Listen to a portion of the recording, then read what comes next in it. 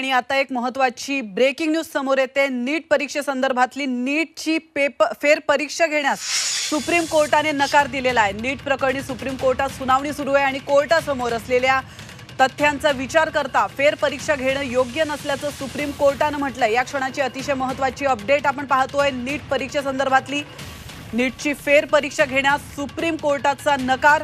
नीट प्रकरणी सुप्रीम कोर्टामध्ये सुनावणी सुरू आहे।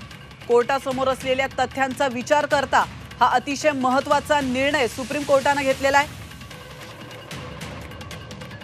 तर फेर परीक्षा घेणं योग्य नसल्याचं देखील सुप्रीम कोर्टाने म्हटलंय। तर आपण पाहतोय नीट परीक्षा ही वादाच्या भोवऱ्यात अडकलेली आहे गेल्या काही दिवसांपासून आणि त्यानंतर कोर्टामध्ये याचिका देखील दाखल करण्यात आली होती फेर परीक्षा घेण्यासंदर्भातली। मात्र त्या फेर परीक्षेला कोर्टाने नकार दिला।